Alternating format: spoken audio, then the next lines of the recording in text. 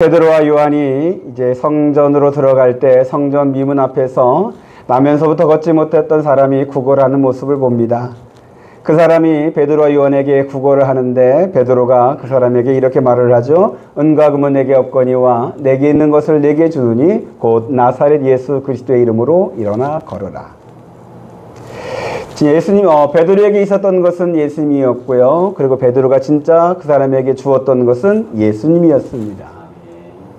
이것은 오늘날 우리 교회의 정체성과도 연결이 됩니다. 여러분, 교회에는 예수님이 계셔야 합니다. 그리고 교회가 세상에 전해줘야 할 것은 예수님입니다. 이 사실을 저와 여러분들이 꼭 기억하시고 이 이름의 충만함이 우리 양문교회에서 이루어지기를 소망합니다. 예수로 충만한 베드로가요, 이 사람의 손을 잡았더니 이 사람에게 힘이 들어가게 됩니다. 다리에 힘이 들어가서 그가 일어서게 됩니다. 그리고 팔짝팔짝 뛰게 됩니다. 그는 걸어서 성전으로 들어갔고 성전 마당에서 그는 뛰면서 하나님을 찬양합니다. 이 찬양하는 모습을 사람들이 주목해서 봅니다. 그리고 그가 누구인지를 알아보게 됩니다. 그는 날마다 성전 미문에서 구걸하던 사람이었기에 사람들이 그를 알아봅니다. 그러면서 사람들이 놀랍니다. 저거 어떻게 이렇게 일어났고 여기까지 걸어왔고 뛰면서 찬양하는 이 모습이 어떻게 가능한 일인가 의아해합니다. 사람들이 그 사람을 보기 위해서 모여들었던 그 장소가 오늘 말씀해 보니까 솔로몬 행각이라는 곳입니다.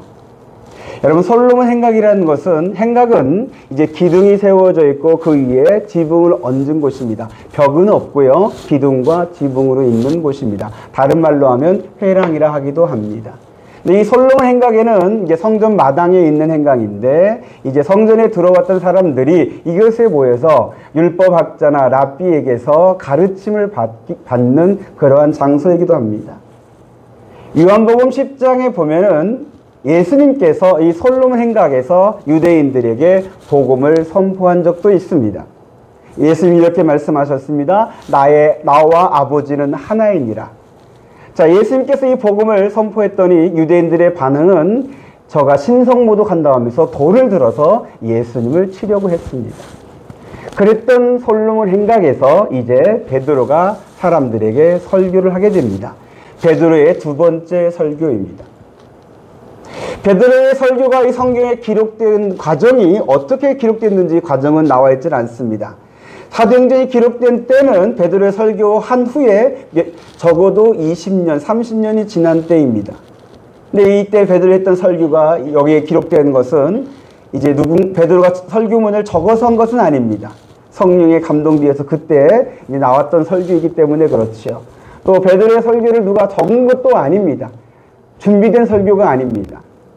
이제 사람들의 귀에 들어갔고 마음에 새겨졌던 것을 누군가 기억해내서 사람들에게 전했던 그 내용을 다시 누가가 이것을 정리하여서 사도행전 오늘 본문에 기록한 내용입니다. 그런데 여러분, 베드로의 설교가 아무리 은혜롭고 놀랍다 하더라도 모든 사도의 설교를 성경은 다 기록하지는 않습니다. 근데 성경이 베드로의 설교를 이렇게 여기에다가 기록한 이유가 있습니다. 이 베드로의 설교에는 하나님께서 우리에게 주시고자 하시는 메시지가 있기 때문에 그렇습니다. 하나님께서 우리에게 전하고자 하시는 말씀이 있기 때문에 이 베드로의 설교를 이곳에 적어서 우리가 보고 오늘 이 시간 듣게 되는 줄로 믿습니다. 그래서 오늘 이 베드로의 설교를 보고 듣는 저도 여러분도 이 베드로의 설교를 통해서 우리에게 말씀하시는 하나님의 메시지를 들으시기를 바랍니다. 하나님께서 진짜 주고 싶으신 그 메시지를 듣는 오늘 이 귀한 시간이 되기를 예수 이름으로 축복합니다. 자, 그럼 먼저 12절의 말씀을 보겠습니다. 12절이요. 시작. 베드로가 이것을 보고 백성에게 말하되 이스라엘 사람들아, 이 일을 왜 놀랍게 여기느냐? 우리 개인의 권능과 경건으로 이 사람을 걷게 한 것처럼 왜 우리를 주목하느냐? 자, 베드로가 설교를 시작하면서 베드로는 두 개의 질문을 합니다.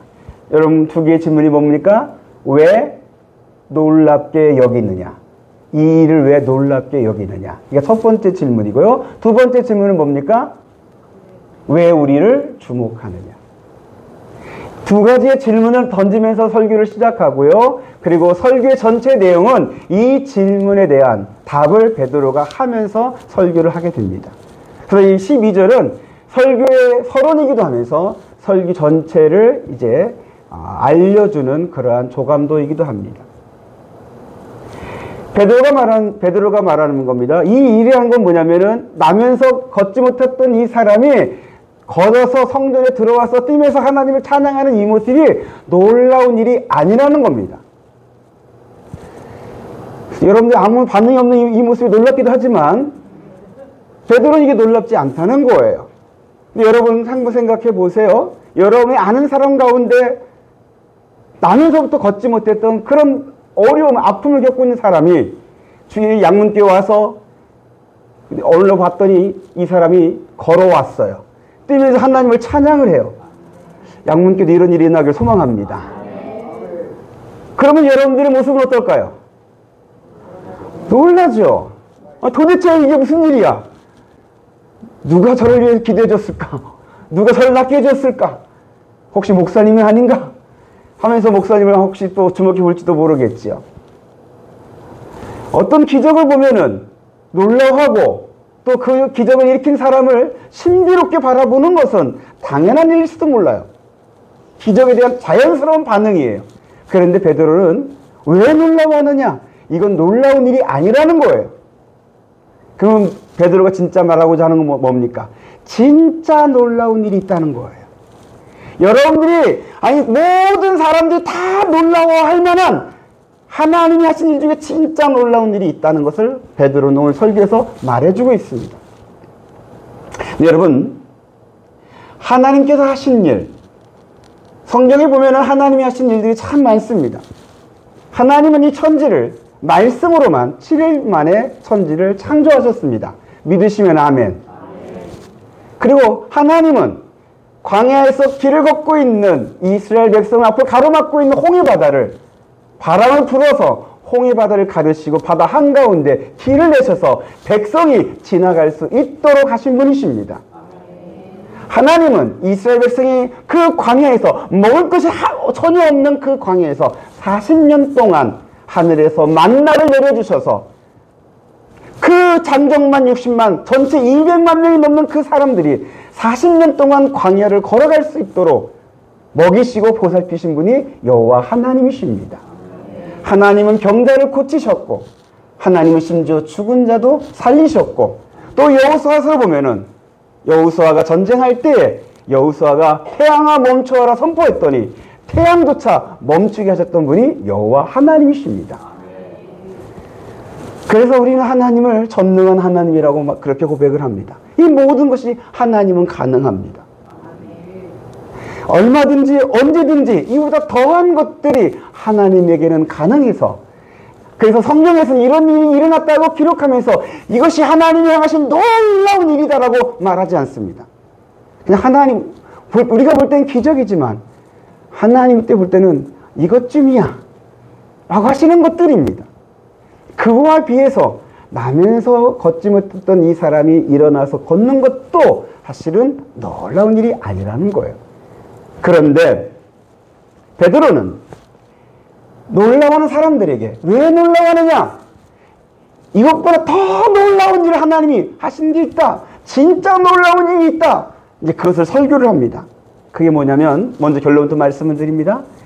여러분들이 빌라도를 통해서 십자가에 죽게 내버렸던 그 예수를 하나님이 다시 살리신 것이 진짜 놀라운 일이다. 아멘.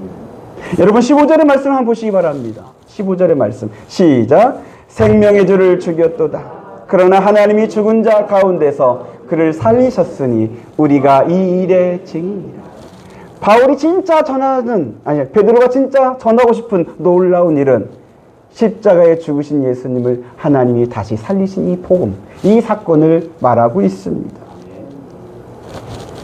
여러분, 이것이 얼마나 놀라운 일이기에 하나님께서 예수님의 십자가의 죽음과 이 부활의 사건에 대해서 제목을 붙이셨습니다. 그 제목이 뭐냐면 복음입니다. 모든 민족에게 모든 세대에 걸쳐서 큰 기쁨의 좋은 소식이 될 만한 사건이기에 복음이라 붙이셨습니다. 이 복음을 듣는 자가 복을 받습니다. 이 복음을 듣고 믿는 자가 누구든지 구원함을 받습니다. 하나님께서 행하신 이 놀라운 사건, 진짜 놀라운 것은 복음이라는 것을 오늘 여러분에게 말씀을 드립니다. 그러면서 이제 베드로는 이 복음이 진짜 놀라운 사건이라는 것을 이제 여러 가지의 예를 들면서 설명을 하게 됩니다. 그런데 그 예가 조금 내용이 많습니다. 그리고 깁니다. 시대를 약 2000년의 시대를 다 끌어올려서 이 사건이 이제 예수 그리스도의 십자가의 죽음과 부활을 예시하고 있다는 것을 설명하고 있습니다. 먼저 우리가 13절의 말씀을 보겠습니다. 13절이 시작. 아브라함과 이삭과 야곱의 하나님 곧 우리 조상의 하나님이 그의 종 예수를 영화롭게 하셨느니라. 여기까지 보겠습니다. 예수를 영화롭게 하셨다는 말은 예수님을 부활시키셨다, 다시 살리셨다는 것을 말합니다. 근데 누가 살리셨느냐? 바로 아브라함과 이삭과 야곱의 하나님이라고 그렇게 말합니다. 왜 굳이 아브라함과 이삭과 야곱의 하나님이란 이 명칭을 썼을까요? 이 명칭은 출애굽기에서 시내산에서 하나님께서 말씀하신 하나님의 이름 중에 하나입니다. 그리고 이스라엘 백성들은 자기 조상의 하나님을 아브라함과 이삭과 야곱의 하나님이라고 부르기도 합니다. 그러나 베드로가 말한 또 하나의 것은, 여러분, 아브라함과 이삭과 야곱은 예수님 시대로부터 약 2000년 전의 사람들입니다. 창세기에 나오는 그런 인물들입니다. 그런데 아브라함 때, 그때에도 하나님께서 예수님의 고난과 죽음과 부활의 사건을 하나님께서 계획하시고 예시하시고 약속하셨다는 것을 2000년을 끌어올려서 지금 베드로는 선포하고 있습니다. 베드로가 선포한 그 2000년이 지난 오늘 저는 여러분들에게 이 복음을 다시 4000년을 끌어와서 여러분들에게 지금 말씀드리려고 합니다. 4000년 아주 먼 옛날입니다. 그 먼 옛날조차도 하나님께서 이 복음을 약속하셨다는 거예요. 그 대표적인 한 예가 하나님께서 아브라함에게 너의 아들 독자 이삭을 바치라고 하셨던 사건이 있습니다. 하나님께서 제시하신 그 산은 모리아 산입니다. 근데 그 모리아 산은 예수님께서 십자가에 죽으신 갈보리 언덕을 말합니다. 그 모리아 산에서 아브라함은 이삭을 하나님께 바칩니다. 실제 바칩니다. 그러나 하나님께서 그 이삭을 받으시고 이삭의 생명을 다시 살리시죠. 다시 살아서 그 산에서 걸어나가게 하십니다. 하나님께 바쳐진 제물이 되었다가 다시 살아서 나왔던 그 이삭은 십자가에 죽었다가 부활하신 예수님을 상징합니다. 아브라함의 때부터도 이미 예수님의 그 십자가와 부활을 하나님은 예시해 놓으셨습니다. 그뿐만이 아닙니다. 여러분 22절의 말씀 보겠습니다. 22절이요. 시작. 모세가 말하되 주 하나님이 너희를 위하여 너희 형제 가운데서 나 같은 선지자 하나를 세울 것이니 너희가 무엇이든지 그의 말을 들을 것이라. 모세라는 사람, 이스라엘 백성들이 다 알고 존경하는 그 모세라는 사람, 모세 오경을 기록한 그 모세가 말하는데 나 같은 선지자 하나를 세우는데 그 나 같은 선지자가 누구냐면 바로 예수입니다라고 말해주고 있습니다. 그리고 너희는 그의 말을 들으라는 그 말씀을 먼저 하나님께서 담아 놓으셨다는 겁니다. 그뿐만이 아닙니다. 여러분 18절의 말씀 볼까요? 18절 시작. 그러나 하나님이 모든 선지자 입을 통하여 자기의 그리스도께서 고난받으실 일을 미리 알게 하신 것을 이와 같이 이루셨느니라. 하나님께서 선지자를 통해서 예언하셨던 것, 약속하셨던 그리스도의 고난과 그리스도의 부활을 하나님께서 지금 이루셨다라고 선포하고 있습니다. 여러분, 복음은 하나님이 어느 날 갑자기, 글쎄요, 예수님이 갑자기 죽었기 때문에 어쩔 수 없이 살리신 사건이 아니라 2000년 전에 아브라함 때부터, 아니 그 이전에 아담 때부터, 아담이 에덴 동산에서 쫓겨났대 가죽옷을 입히는 그 사건부터 하나님은 예수 그리스도의 고난과 부활을 이미 예시해 놓으셨고 예언해 놓으셨고 약속으로 말씀해 주셨습니다. 그 예언과 약속을 하나님께서 그대로 다 이루어 놓으신 것이 복음입니다. 2000년 아니 적어도 3000년 4000년 수천 년에 걸쳐서 하나님의 약속이 이루어진 사건이 복음입니다. 그래서 복음이 놀라운 사건입니다. 그래서 여러분들이 구약 성경을 볼 때 구약 성경은 율법으로 보면 안 됩니다. 구약 성경을 복 받는 어떤 그런 비결서로 봐서도 안 됩니다. 구약 성경도 역시 복음이 담겨져 있습니다. 여러분들이 신약 성경을 볼 때 복음을 보듯이 구약 성경을 볼 때에도 복음을 보셔야 합니다. 그래야 구약 성경에 담겨 있는 그 생명의 생수를 여러분들이 마실 수가 있게 됩니다. 그리고 이제 베드로는 이 복음이 놀라운 사건이라는 것을 말하는 또 하나의 예를 하나 듭니다. 25절의 말씀을 보겠습니다. 25절의 말씀 시작. 너희는 선지자들의 자손이요 또 하나님이 너희 조상과 더불어 세우신 언약의 자손이라. 아브라함에게 이르시기를 땅 위의 모든 족속이 너로 씨로 말미암아 복을 받으리라 하셨습니다. 땅의 모든 족속이 너의 씨로 말미암아 복을 받으리라 하셨던 것이 하나님께서 아브라함에게 주신 축복의 약속입니다. 그리고 이 축복의 약속이 이루어진 줄로 믿습니다. 어떻게 누구에게 이루어졌을까요? 바로 십자가에 죽으셨다가 다시 살아나신 예수 그리스도로 말미암아 이 축복의 약속이 이루어졌습니다. 예수 그리스도를 믿는 자는, 예수 그리스도 안에 있는 자는 하나님께서 약속하신, 하나님께서 예비하신 이 복을 받게 됩니다. 그 복이라는 것이 무엇이냐면 바로 구원의 복입니다.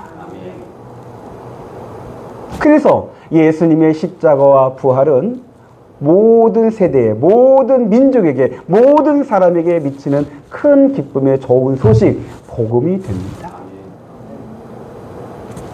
여러분, 영적으로 보면 나면서부터 걷지 못했던 이 사람은 사실은 예수 믿기 전에 우리의 옛사람의 모습을 상징합니다. 이 사람이 나면서부터 걷지 못했던 그런 질병을 앓고 있었던 것처럼 우리는 나면서부터 죄인으로 태어납니다. 이것을 원죄라고 그럽니다. 죄 이야기하니까 여러분 별로 마음에 안 들으시는 표정이 드는데요. 여러분들 제 문제가 다 해결되었어도 이 복음의 내용은 들어주시기 바랍니다. 여러분들은 사실 원래는 죄인으로 태어난 겁니다. 그리고 죄 가운데 살다가 죄의 심판을 받을 그러한 운명이 원래 우리 옛사람의 모습이었습니다. 그런데 이 나면서부터 안진병이 된 이 사람이 예수님의 은혜로 받아 말미암아 그가 일어나게 되었습니다. 그가 일어난 것처럼 우리가 죄에서 일어나게 됩니다. 죄의 문제가 해결됩니다. 죄의 사함을 받습니다. 죄와 사망에서 해방됩니다. 그리고 이 사람이 일어난 뿐만 아니라 걸어가는 것처럼 우리들도 이제 예수의 그 은혜를 받아 일어나서 걷는 자가 됩니다. 어디로 걷느냐? 천성을 향해 걷는 순례자가 됩니다. 거룩한 하나님의 나라를 향해서 믿음의 길을 걸어가는 그런 순례자가 됩니다. 전혀 걸어갈 수 없는 그 상태였다가 그냥 죄 가운데 주저앉아서 구걸하면서 사는 그런 인생이었다가 예수 믿음으로 말미암아 일어나더니 천성을 향해 나가는 자가 되는 겁니다. 그리고 그냥 정처 없이 걷는 게 아니라 방향과 목적을 찾게 됩니다. 그 방향과 목적이 바로 하나님 나라입니다. 여러분, 여러분들의 인생의 방향과 목적이 하나님 나라로 고정되시기를 바랍니다. 그리고 이 나면서부터 못 걷는 이 사람이 결국에는 성전으로 들어가서 뛰면서 하나님을 찬양했던 이 모습이 우리의 소망의 모습입니다. 결국에는 여러분들이 천국에 들어갑니다. 여러분들이 거룩한 하나님의 나라에 들어가서 기뻐하면서 뛰면서 하나님을 찬양하는 이 모습이 여러분에게도 이루어집니다. 예수 그리스도로 말미암아 우리에게 이 복을 하나님께서 주신 줄로 믿습니다. 그래서 여러분, 예수 그리스도의 이 십자가와 부활의 이 복음은 그냥 당시의 사람들만, 예루살렘에 있는 사람들만 적용되는 그런 사건이 아니요. 나면서부터 거침했던 이 사람만 적용되는 사건이 아니라 오늘 저에게도 여러분에게도 적용되는 하나님께서 이루시는 아주 놀라운 기쁜 소식이 바로 복음입니다. 이 복음을 다 믿으시기를 바랍니다. 그리고 이제 여러분 16절의 말씀을 보겠습니다. 16절이요. 시작. 그 이름을 믿음으로 그 이름이 너희에게 보고 아는 이 사람을 선하게 하였나니 예수로 말미암아 난 믿음이 너희 모든 사람 앞에서 이같이 완전히 낫게 하였느니라. 자, 여러분 16절의 이 말씀은요, 왜 우리를 주목하느냐에 대한 질문에 대한 대답입니다. 왜 우리가 한 것처럼 우리를 보느냐? 우리가 한 것이 아니라 누가 했다는 거예요? 예수님이 하셨다.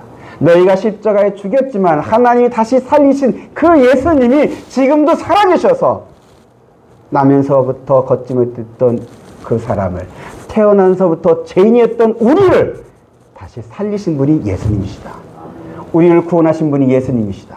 한번 따라서 해주시기 바랍니다. 나를 구원하신 분이 예수님이시다. 믿으시지요? 여러분에도 이루어진 줄 믿으시죠? 네. 근데 여러분, 여기서 이 사람을 낫게 하는데, 우리가 구원받게 하는데 필요한 딱 하나의 조건이 있습니다. 그게 뭡니까? 믿음입니다. 믿는 자에게, 믿는 자를 통하여서, 그 믿음으로 말미암아 믿음 안에서 우리를 구원하고 이 병든 자를 낫게 하는 주의 은혜가, 주의 역사가 일어나게 됩니다. 근데 여러분, 이 16절에서 한 가지 논쟁거리가 하나 있습니다. 그 논쟁거리가 뭐냐면, 보세요. 그 이름을 믿음으로 또 예수로 말미암아 난 믿음이라고 했는데, 여기서 이 믿음은 누구의 믿음일까요?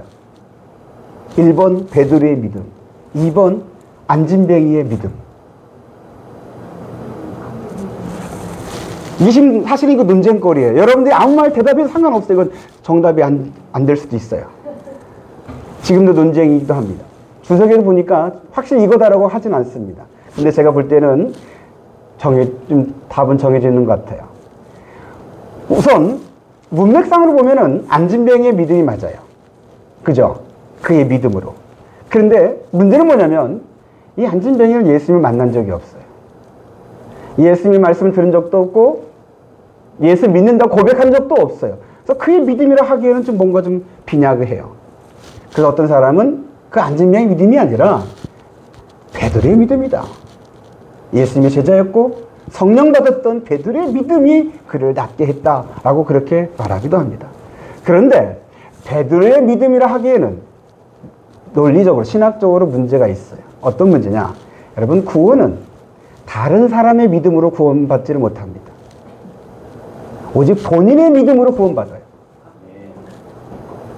우리 장모님만 하면 하시고 다른 분들은 안 하셨는데 마음에 안 드실 것 같아요. 아니, 아내의 믿음으로 남편이 구원받으면 얼마나 좋아요. 아내의 치마 따라 붙잡고 천국 간다는 사람도 있는데 그럴 수만 있으면 얼마나 좋아요. 그건 안 돼요. 부모의 믿음으로 자녀가 구원받는다면 내 자녀 그냥 공부만 하라고 막 학원만 보내고 교회는 내가 알아서 갈게, 이렇게 할 수 있으면 좋을 텐데, 너는 공부해, 나는 기도할게, 뭐 이렇게 하면 될 텐데. 근데 구원의 문제에서는 그건 안 돼요. 부모가 아무리 믿음이 좋아도, 뜨겁고 간절하고 철저하게 믿음 생활을 한다 할지라도 자녀에게 믿음이 없으면 자녀에게는 구원의 문제는 이루어지진 않아요. 그래서 여러분이 사랑하는 자녀들, 사랑하는 가족들에게 복음 전하는 거, 전도하는 거 정말 중요한 겁니다. 그리고 사실은 제일 어려운 일이기도 합니다. 사랑한, 같이 사는 사람들에게 말로만 이게 되는 게 아니거든. 뭔가 보여줘야 하거든. 근데 그 보여주는 게 쉽지가 않아요. 한 번 내가 착한 척 해갖고 하면은 통하면 좋겠는데, 어제 착한 척 했다 오늘 싸우면, 그렇지, 내가 그럴 줄 알았어, 막 도루묵대기도 많아요.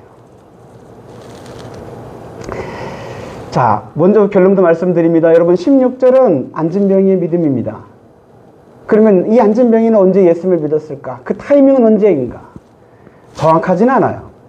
그러나 예수를 믿게 되는 어떤 결정적인 단서는 있어요. 첫째는 베드로가 말하죠. 우리를 보라. 그랬더니 이 안진뱅이가 베드로를 바라봅니다. 베드로를 볼 때 베드로 안에 계신 예수님을 그가 베드로를 통해서 보게 될 수도 있어요. 그럴 수도 있어요. 그리고 또 하나는 베드로가 예수의 이름으로 일어나 걸으라 그랬습니다. 예수 이름을 선포했을 때 그 이름을 듣고 그에게 믿음이 생길 수도 있어요. 마음에 안 드세요? 근데 여러분, 이런 믿음은 가짜인가요? 아니에요. 믿음은 신비한 거예요.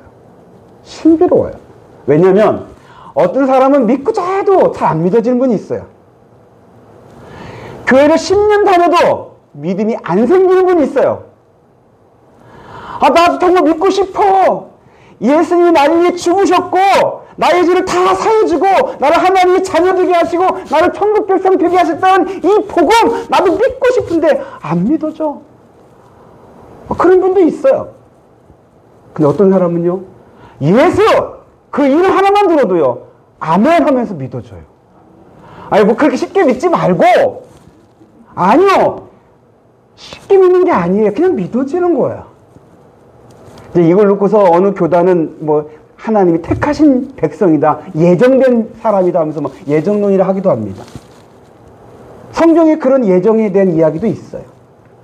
근데 우리는 감리교니까 감리교의 교리대로 한다면 하나님은 모든 사람이 구원받기 원하셔서 그에게 복음을 전하게 하셨고, 복음을 전했을 때 성령 하나님께서 그의 마음에 믿음을 주신 줄로 믿습니다.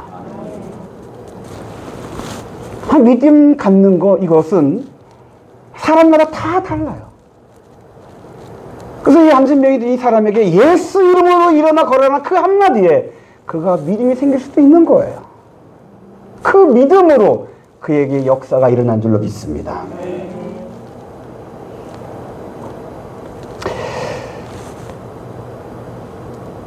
믿음에 생기는 그 내용들이요, 상황이나 사건이나 또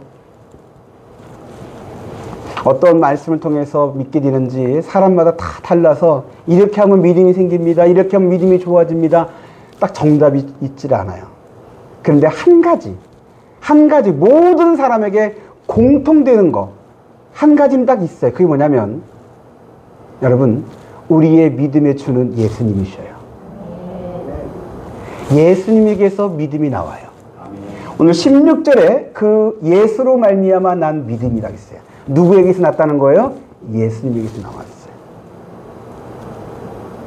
히브리서 12장 2절에 보면은 우리 믿음의 주요 또 온전케 하신 이인 예수를 바라보자 그랬습니다. 한번 따라서 해주시기 바랍니다. 믿음의 주요, 온전케 하시는 이인 예수를 바라보자.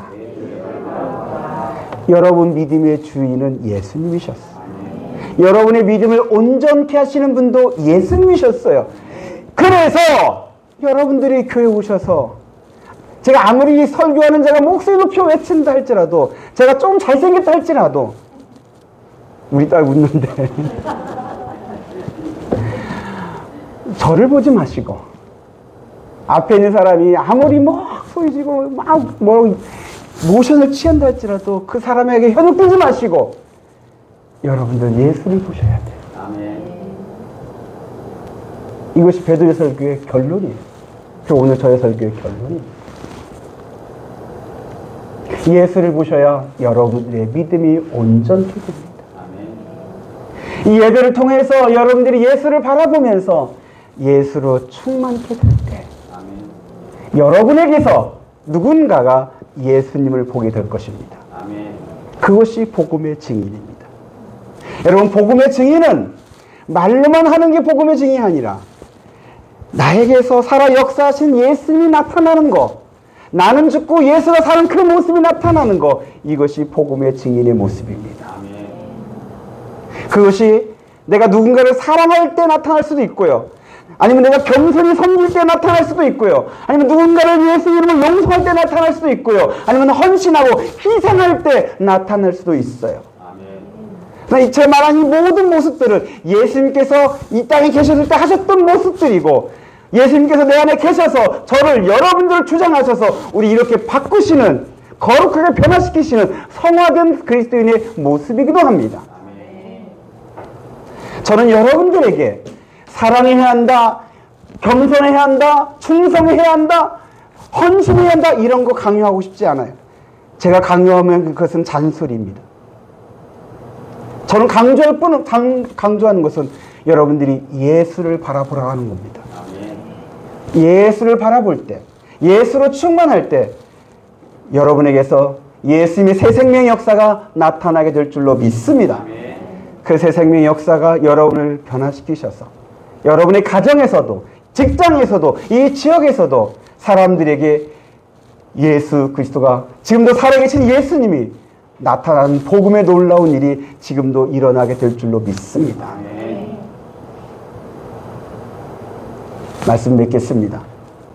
사랑하는 성도 여러분, 하나님께서 행하신 진짜 놀라운 것은 복음이었습니다. 아브라함 때부터 그리고 지금까지 하나님은 이 복음을 이루어가고 계십니다. 지금 내 안에 나는 죽고 예수가 살게 하셔서 살아계신 예수님이 저를 통하여, 여러분을 통하여 지금도 나타나게 하시고 역사하고 계시는 복음의 사건을 이루어가고 계실 줄로 믿습니다. 그 복음의 놀라운 역사가 여러분에게서도 이루어지기를 우리 주 예수 그리스도의 이름으로 축복합니다.